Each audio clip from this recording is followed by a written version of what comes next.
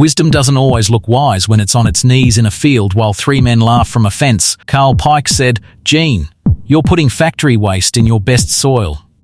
Gene said, "I'm putting silica, calcium, and magnesium into depleted ground." Carl laughed harder. Gene kept working. 2 seasons later, Dr. Amara Nwosu published Gene's soil results in the State Agricultural Journal. Carl Pike read it at the feed store, drove to Gene's fence the same afternoon. Different posture this time.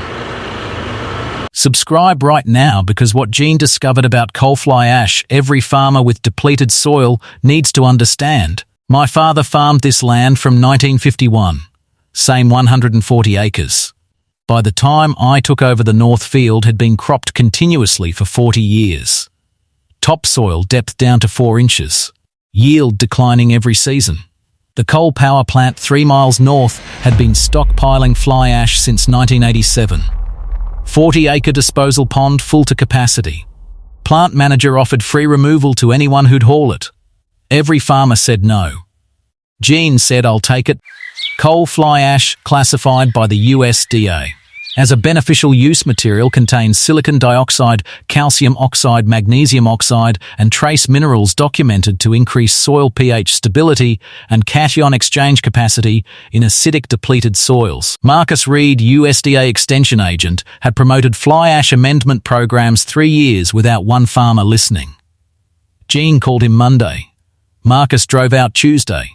Spent 4 hours designing Gene's amendment protocol. He told Gene, "You're the first. Let's get this right." Paul, Gene's son, watched the first load arrive. 40 tons of grey fly ash dumped at the field edge. Paul said, "Dad, the neighbours are already at the fence." Gene said, "Good. Let them watch." Gene applied 2 tons per acre on the north field. Worked it in 12 inches deep with the tractor. Then planted a nitrogen-fixing cover crop over the entire field. Let it sit 1 full season. Didn't touch it. Paul asked, end of that first season, "Did it work?" Gene crouched at the field edge, pressed his hand into the soil, said, "Ask me next harvest." Dr. Amara Nwosu, State Soil Science Department, had been following Gene's project since Marcus Reed called her the week Gene agreed to the ash.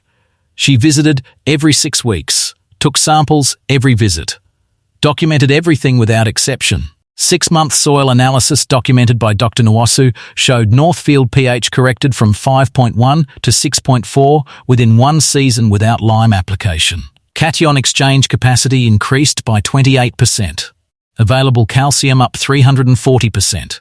All documented in peer-reviewed findings. Season 2, Gene planted winter wheat on the amended north field.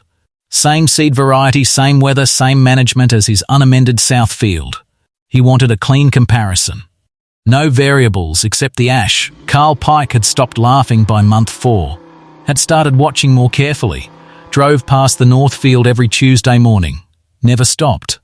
Never asked. Just watched. Harvest Northfield winter wheat yield 67 bushels per acre. Southfield same seed, same management, 41 bushels per acre. Gene called Marcus Reed. Said, "You'll want to see the numbers." Marcus said, "I already do." Dr. Nwosu submitted the complete 2-year data to the State Agricultural Journal. Published March 2025.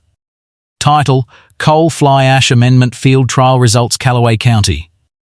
Gene's North Field cited as primary case study. His name in a scientific journal. Paul, who had said nothing for 2 seasons, came to Gene at the North Field fence the morning after the journal published. Said, "Dad, I should have helped from the start." Gene said, "You watched. That's how you learn."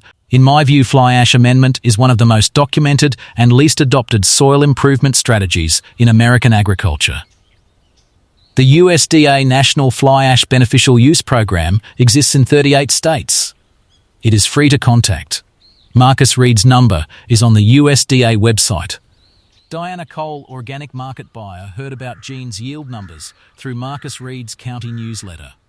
Called Gene directly. Asked one question, "Are the numbers real?" Gene said, "Come see." Coal fly ash used within USDA guidelines meets EPA Beneficial Use Classification Category 1, meaning no special handling, no contamination risk when sourced from regulated utilities and applied at recommended rates. Gene's ash, sourced, certified, documented. Diana offered Gene a premium organic adjacent purchase contract for his Northfield wheat output. 18% above market. Conditional on maintaining documented soil amendment records for 3 years. Gene had already been keeping them for 2. Carl Pike came to Gene's gate that same week. Not at the fence, at the gate. Knocked. "Saeed, I've been thinking about that ash pile at the power plant." Gene opened the gate. Said, "Come in. I'll make coffee." Carl applied fly ash amendment the following spring. Marcus Reed helped him file the USDA beneficial use documentation. Carl's Northfield by harvest showed 31% yield increase over his unamended average. He called Gene that evening. Said one word. "Sorry." Every farmer with acidic or depleted soil should contact their USDA County Extension Office and ask specifically about fly ash beneficial use programs in their state. Request a soil test first to confirm suitability. The USDA test costs nothing through most county offices. Dr.